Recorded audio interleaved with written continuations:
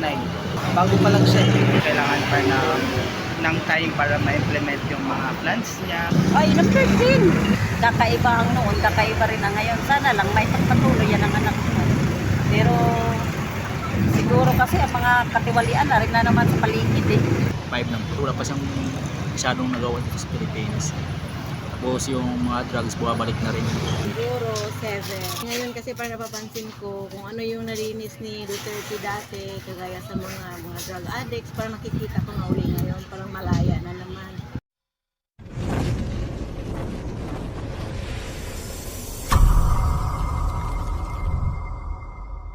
Yun po mga kabayan, dito po tayo sa may bayanan Muntinlupa City at magkakalye survey po tayo at itatanong natin ang ating mga kabayan kung anong grade ang ibibigay nila kay Pangulong Bongbong Marcos from 0 to 10 sa kanyang performance sa halos sa 2 taon. Ayun po. Hello po ma'am, hello po sir. Magandang araw po. Para po sa iyo ma'am, anong grade po ang ibibigay nyo kay Pangulong Bongbong Marcos based sa kanyang performance sa loob ng halos 2 taon from 0 to 10? 8. 8. Bakit po 8? Bakit ko sa'yo 8 ma'am? Kahit sa kunting paliwanag lang. Okay naman po yung ano niya. Yung presyo man lang. Yung presyo lang po yung ano. Presyo ng bigay. Sige po ma'am, salamat po. Kayo ko po sir, ano po yung ibibigay nyo sir? From 0 to 10. Performance po ni Pangulong Bongbong Marcos sa kanyang panunungkulan, almost 2 years. 9. 9. Bakit po 9? Kasi, tawag doon, 9 kasi bago pa lang siya. Tapos, bagong taon pa lang yung kanyang pamumuno. So, kailangan pa ng more on development. Tapos, kailangan pa ng time para ma-implement yung mga plans niya, mga plano niya sa Pilipinas. So, hindi naman kasi pinapadali lahat.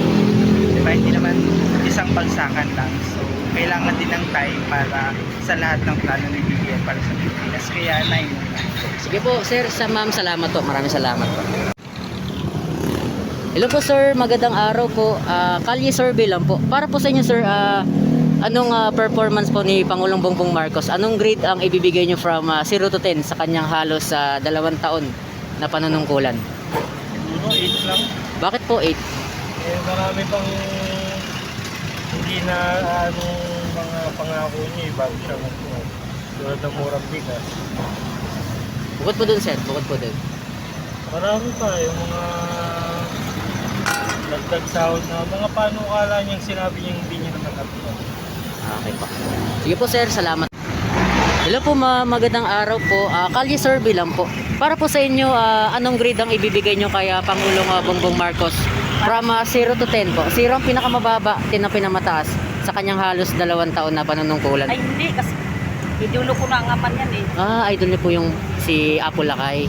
Si Kuan, si Ferdinand Marcos Sr. po. Mabuti kasi noon, walang hirap.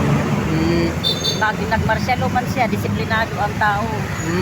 Kakaiba ang noon, kakaiba rin ang ngayon. Sana lang may pagpatuloy yan ang anak mo. Pero siguro kasi ang mga katiwalian na rin na naman sa paligid eh. Hindi lang mano po. Anong grade po ibibigay niyo po ma'am? From 0 to 10 po kay Pangulong. kanya? Opo, Ay, number 10. 10 po. Oo. Number 10 ka lang ibibigay ko. Kasi ano kami, siya talaga pinuto namin. Loyalista po Buhay kayo. kasi kami, Tagalito. Kababayan po ni dating First Lady Imelda Marcos. Taga Tacloban. Tacloban City po kayo. Okay po. Sige po ma'am, salamat po. Salamat po. Hello po sir, magandang araw po. Kalye survey lang po sir. Para po sa inyo, anong grade po ang ibibigay nyo kay Pangulong Bongbong Marcos sa kanyang halos 2 taon na panunungkulan? Pinakamababa. Yung pinakamababa po is 0, then pinamataas po is 10 po. Ang mabibigay ko is siguro 7. Bakit po 7 sir? Kasi parang 7 kasi parang halos walang nangyayari sa pagkakaupo niya. Parang ganun din. Pero meron siguro ilan lang ang nagagawa. Pero 7 ako. 7 po sa inyo. Bukod po dun sir. Yun lang kahit talagang kung ano ako video talaga. Po BM po kayo. Ayun lang siguro may bibigay ko 7. Sa ngayon po 7. Sige po sir, salamat po. Yung po mga kabayan, dito naman po tayo sa part na rin po ito ng Alabang mga kabayan. Hello po mga ma'am sir, kalye survey lang po. Yeah, hello po. Ayan. Kalye survey lang po. Para po sa inyo, anong grade po ang ibibigay nyo kay Pangulong Bongbong Marcos sa kanyang halos 2 taon na panunungkulan? Pinakamababa po is 0 at pinamataas is 10. Ano pong grade? Siguro sa akin, 7 or 8. Ano po sa dalawa? Yung final answer po. 7 or 8? Ano? 7. 7. Bakit po 7? Kasi sa tingin ko, walang comparison.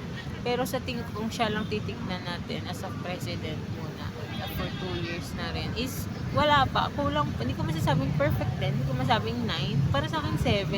Kasi parang okay, may naiganto siya nagawa. Pero may hindi rin siya nagagawa pa.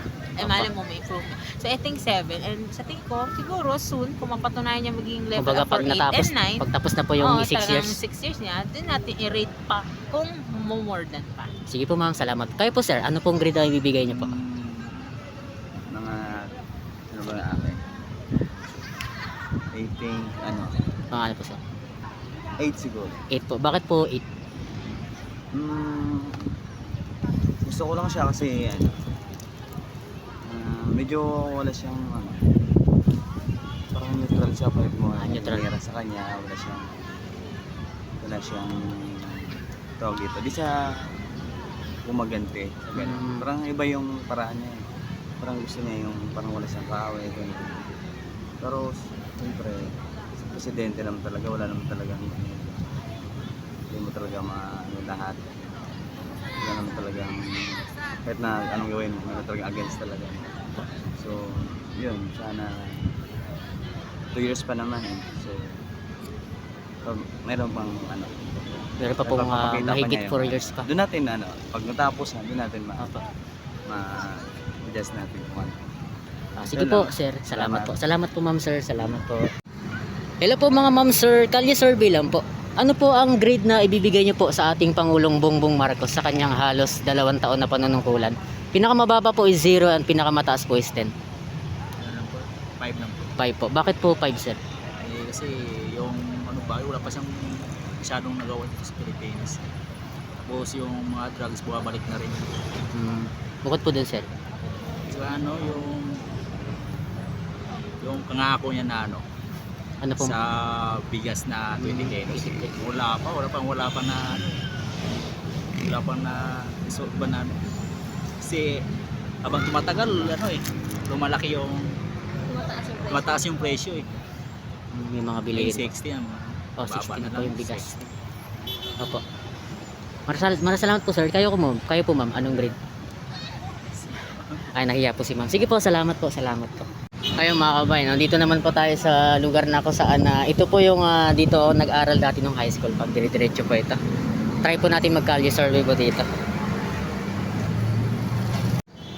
Hello po sir, magandang araw po. Survey lang po sir, ano po nga ibibigay niyo po grade kay Pangulong Bongbong Marcos sa kanyang halos 2 taon na panunungkulan from 0 to 10 at bakit po? Oh, 0 to 10, no? Yes po. Ano pong grade bibigay so far po? 7 lang. Bakit po 7?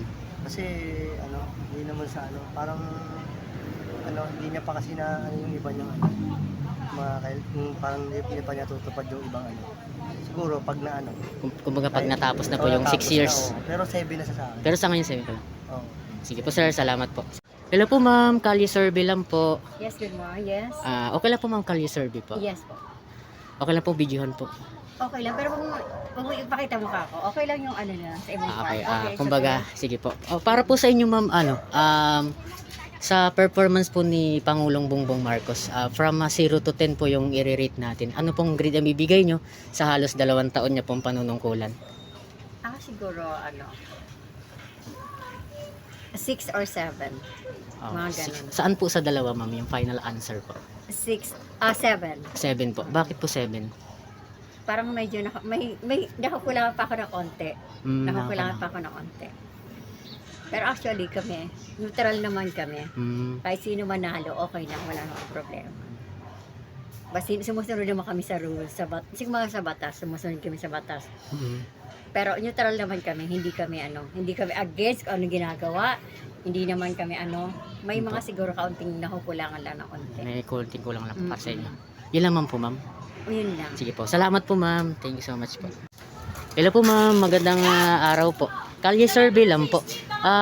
Para po sa'yo, anong grade po ang ibibigay nyo kaya PBBM sa kanyang performance sa halos 2 taon pa lang? From 0 to 10 po, ano po ibibigay nyo? Siguro 7. Bakit po 7? Kasi hindi talaga siya kagaya kay... Siyempre may kumpara ko siya kay President Duterte na iba po talaga ang ano ni Duterte. Talagang kamay na bakal po talaga siya. Kamay na ba? Ngayon kasi parang napapansin ko kung ano yung narinis ni Duterte dati, kagaya sa mga drug addicts, parang nakikita ko na uli ngayon, parang malaya na naman. Parang sayang ba na hindi niya na ipagpatuloy kung ano ang umpisa ni President Duterte. Yun lamang po. Okay po. Salamat po, ma'am. Nakalapit na ako sa dati kong school nung high school. Dati ako nag-aaral. Dito po ako dati nag-aaral. Try nga natin dito kung may mag-interview dito. Sa YouTube. Wala po, ma'am. Okay lang po pa-interview po, ma'am. Ay, ano yan? Sa YouTube po. Nagulat po kayo. Magsasara na kami Okay. Okay lang. Bakit? Ito ba, diba? Survey lang. Ay, bawal po yung mga bata. Bawal. Kasi may na kami kuya eh. Sige po, ma'am. Salamat po. Kuya, hindi talahin mo na Sige po, salamat po. Ito po mga kabayan, no? Ito yung school ko dati, oh. High school lang. Ito. At Pedro Diaz High School. Dito ako nag-aaral ng high school dati. Miss ko tong high school na to. Ayan. Ayan, try po natin dito. Try po natin pa-interview dito. Hello po mga sir, magandang hapon po. Okay lang po, survey lang po. Opo. Sa YouTube po ito, okay lang po. Okay. Ito po sir, ang tanong lang po no, sa halos sa 2 taon po na panunungkulan ni Pangulong Bongbong Marcos, anong grade po ang ibibigay nyo from 0 to 10? At bakit po sa halos 2 taon? Performance niya po. 8? 8. Bakit po 8? Kasi parang mas okay pa rin yung dati kaysa ngayon. Ayun, parang hindi ramdam. Hindi ramdam. Kasi marami siyang pinangako na hindi mo natupad eh. Diba? Yun, sir. Yun, sir. Salamat po sir, salamat po sir. Diyan ako nag-aral dati nung high school. Sa PEDS. Kamusta po yung PEDS ngayon? Okay naman, okay naman. Diyan ako nag-aral high school. Tinry ko lang dito, baka may interview ako. Tagal na din nakapunta dito eh. Yes sir, salamat po, salamat po. Salamat. Ay mga kabayan. Salamat po mga kabayan. Thank you so much. Kaya po sir.